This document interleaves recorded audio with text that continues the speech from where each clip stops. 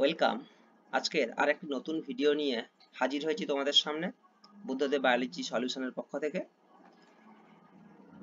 তোমাদের 10 তারিখ স্কুল খুলে যাবে এবং খুব সামনেই অগাস্টের সেকেন্ড ইন্টারনাল অ্যাসেসমেন্ট রয়েছে। তার জন্য জীবন বিজ্ঞানের আমি সাজেশন নিয়ে এসছি। জনন, সপুষ্পক উদ্ভিদের যৌন জনন এবং বৃদ্ধি বিকাশ নিয়ে আজকের তোমাদের সাজেশন তুলে ধরবো এবং পরবর্তীকালে যে চ্যাপ্টারগুলো বাকি থাকবে সেগুলো পরে পরে আস্তে আস্তে আমি নিয়ে আসবো। আমার চ্যানেলে নতুন হলে তোমরা অবশ্যই চ্যানেলটিকে সাবস্ক্রাইব করবে, অল নোটিফিকেশন অন করে রাখবে এবং লাইক কমেন্ট শেয়ার করবে।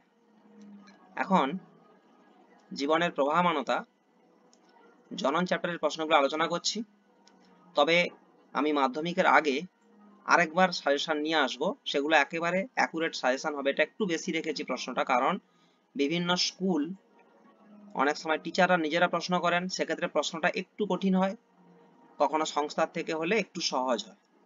শুরু করছি। জনন। প্রথম প্রশ্ন, জননের যে কোনো তিনটি গুরুত্ব বা তাৎপর্য লিখতে পড়ে। এক্ষেত্রে তিনটি দেয়, অনেক সময় দুটি দেয়, এটা তোমরা করে নেবে। 2 নম্বর প্রশ্ন, অযৌন জনন কাকে বলে, এর এককের নাম কি, এটা শর্ট প্রশ্নের জন্য তোমাদের লাগবে। 3 নম্বর প্রশ্ন, অযৌন জননের যে কোনো তিনটি পদ্ধতি সংক্ষেপে লেখো। অর্থাৎ এক্ষেত্রে তিনটি পদ্ধতি 3 মার্ক দেয়, সেটা থেকে অর দিয়ে রেখেছি দেখো, দ্বিবিভাজন, বহুবিভাজন, কোরকোদ্গম, পুনরুৎপাদন, খণ্ডীভবন কাকে বলে, উদাহরণ দাও। এইগুলোর মধ্যে যে কোনো একটা আসতে পারে 2 মার্কের প্রশ্ন। অর্থাৎ এই 3-এর দাগের প্রশ্নটা খুব ইম্পর্টেন্ট একটা প্রশ্ন। এখান থেকে তোমরা এই বছর 2025 সালে মাধ্যমিকে অবশ্যই প্রশ্ন পাবেই। এটার আরেকটা অবিকল্প প্রশ্ন হবে যে ইস্ট বা হাইড্রা কিভাবে কোরকোদ্গম করে সেটা তোমরা বুঝিয়ে লেখো, এভাবে প্রশ্নটাও দেয়। তবে বলছি ভিডিওটা একটু বড় হবে, কারণ এখানে সমস্ত প্রশ্নগুলো আলোচনা করতে হবে। তো নেক্সট 4-এর দাগের, এটাও অযৌন জননের অংশ। স্পোরিউলেশন বা রেণু উৎপাদন বলতে কি বোঝো, চলরেণু, অচল রেণু, অর্থাৎ জুস্পোর, অ্যাপ্লানোস্পোর কি, সেগুলো উদাহরণ দেবে এবং সেগুলো এসে কিউ আসে। পেনিসিলিয়াম কিভাবে জনন করে, ক্লামাইডোমোনাস কিভাবে জনন করে, এখান থেকে এসে কিউ দেয়। নেক্সট প্রশ্ন, অযৌন জননের গুরুত্ব। যেইটা গুরুত্ব সেটাই সুবিধা অসুবিধা, অর্থাৎ একটা প্রশ্ন পড়লে তুমি একটা প্রশ্নের উত্তর পড়লে দুটো প্রশ্ন সুন্দরভাবে করতে পারবে। পরে যৌন জনন কাকে বলে এবং তার এককের নাম কি। যৌন জননের প্রকার দিয়ে প্রশ্ন আসে, কনজুগেশন বা সংযুক্তি এবং সিনগ্যামি কাকে বলে, উদাহরণ দাও, এটা হয়। নেক্সট আইসোগামী, অ্যানাইসোগামী, উগ্যামী বলতে কি বোঝো, তার উদাহরণ দিতে হবে, 2 মার্ক করে পড়ে, সংজ্ঞা, উদাহরণ। যৌন জননের গুরুত্ব, এক্ষেত্রেও দুটি সুবিধা দুটি অসুবিধা পড়তে হবে, অর্থাৎ এক্সট্রা প্রশ্ন পড়তে হবে না, যেটাই তোমরা গুরুত্ব পড়বে সেটাই সুবিধা অসুবিধা হয়ে যাবে। এবার খুব ইম্পর্টেন্ট প্রশ্ন 10-এর দাগের, যৌন এবং অযৌন জননের পার্থক্য। এই জায়গা বলি তোমাদের এখানে পয়েন্ট তুলে দেবে, অর্থাৎ কোন কোন পয়েন্টের ভিত্তিতে তোমাদের যৌন অযৌন জননের পার্থক্যটাকে লিখতে হবে তা পয়েন্ট তুলে দিবে প্রশ্নে। নেক্সট, উদ্ভিদ প্রাকৃতিকভাবে কিভাবে বংশবিস্তার করে বলে তুমি মনে করো। মাধ্যমিকে এখন প্রশ্নগুলো এইভাবেই দিচ্ছে, জিআই টাইপ করে দিচ্ছে, স্যাররা নিজে সাজাচ্ছে প্রশ্নগুলো, তো সেখানে তোমাকে উত্তর লিখতে হবে। এটার অবিকল প্রশ্ন দিয়ে রেখেছি, এক্ষেত্রে কি আসবে, রসালো মূলের মাধ্যমে কিংবা কাণ্ডের মাধ্যমে কিংবা পাতার মাধ্যমে উদ্ভিদ কিভাবে বংশবিস্তার করবে।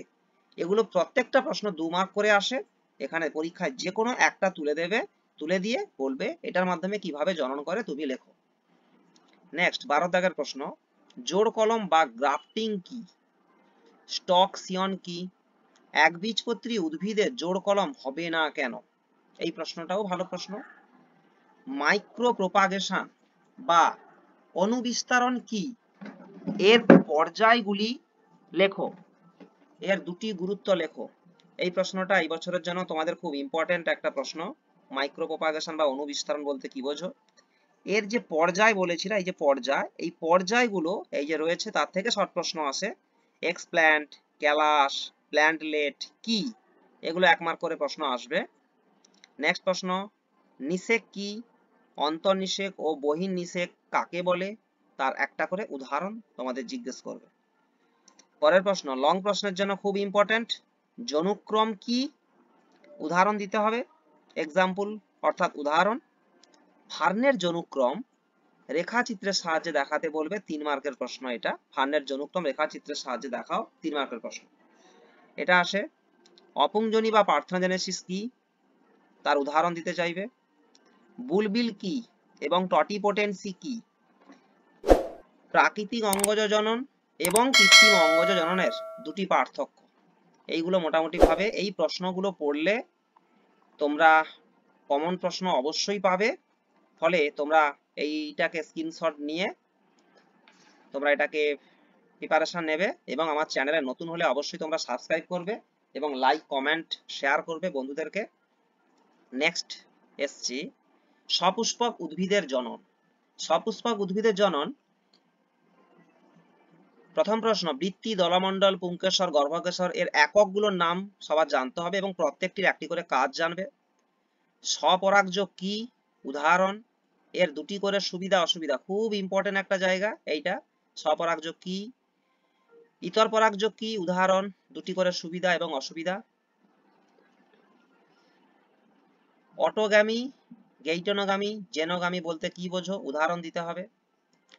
কোন কোন যুক্তিতে স্বপরাগযোগ এবং ইতর পরাগযোগ থেকে আলাদা তুমি মনে করো, অর্থাৎ এখানে স্বপরাগযোগ এবং ইতর পরাগযোগের পার্থক্য, এটা পয়েন্ট তুলে দেবে তোমাদেরকে।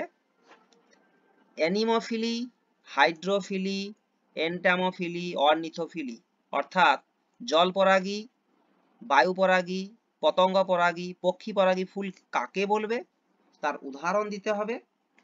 প্রত্যেকটির 4টি করে বৈশিষ্ট্য, এটা 2 মার্কের আসে। ফলে যে কোনো একটা পরীক্ষার জন্য খুব ইম্পর্টেন্ট, তোমরা দেখে রাখবে।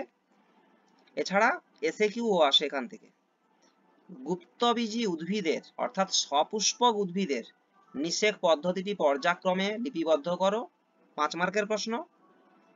অর দিয়ে প্রশ্ন রেখেছি সপুষ্পক উদ্ভিদের যৌন জনন 3টি পর্যায়, যে কোনো 3টি পর্যায় তোমাকে উল্লেখ করে দেবে, সেখান থেকে তোমাকে লিখতে হবে। অর্থাৎ এবছরের জন্য 2025-এর জন্য জনুক্রম এবং সপুষ্পক উদ্ভিদের যৌন জনন, এটার মধ্যে একটা প্রশ্ন থাকবে। দ্বিনিষেক কি, উদাহরণ দাও। সেই দ্বিনিষেকে বা সপুষ্পক উদ্ভিদের যৌন জননের একটা প্রশ্ন, শর্ট প্রশ্ন, পুরোগামী, মেসোগামী, চ্যালেজোগামী এবং গর্ভযন্ত্র বলতে কি বোঝো। 10-এর দাগে নিষেকের পর ডিম্বাণু, নির্ণীত নিউক্লিয়াস, ডিম্বক, ডিম্বাশয় কিসে রূপান্তরিত হয়, এটা শর্ট প্রশ্ন একটা আসে। আদর্শ ফুল এবং সম্পূর্ণ ফুল বলতে কি বোঝো। এটা গেল সপুষ্পক উদ্ভিদের যৌন জনন। শেষ টপিক হচ্ছে বৃদ্ধি বিকাশ। প্রথম প্রশ্ন হচ্ছে বৃদ্ধি কি, বৃদ্ধি 3টে দশা সম্পর্কে লিখতে বলতে পারে। বৃদ্ধি বিকাশের 2টি পার্থক্য, বিভিন্ন দশাগুলো লিখতে হবে বৃদ্ধির বিকাশের ক্ষেত্রে এবং তার সময়কাল, এটা এসএকিউ পড়ে যে 5টি দশা রয়েছে, প্রত্যেকটি সময়কাল কত এটা জানতে চায় প্রশ্ন। এবার এরকম প্রশ্ন আসে, কোনো একটা বিকাশের যে 5টি দশা কোনো একটা সম্পর্কে লিখতে দিয়ে দেয় 2 মার্কের।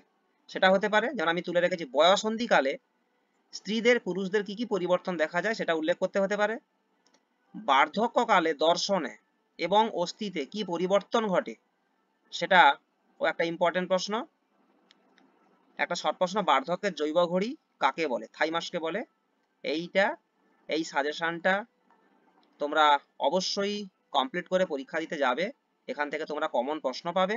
এবং আমি পরবর্তীতে বংশগতি চ্যাপ্টার, অভিব্যক্তি অভিযোজন চ্যাপ্টারের সাজেশন পরে পরে নিয়ে আসব এবং 2025 সালের ভালো করে প্রিপারেশন নেওয়ার জন্য, খুব নাম্বার অর্থাৎ ফুল মার্কস পাওয়ার জন্য আমি পরীক্ষার আগে সাজেশন নিয়ে আসব।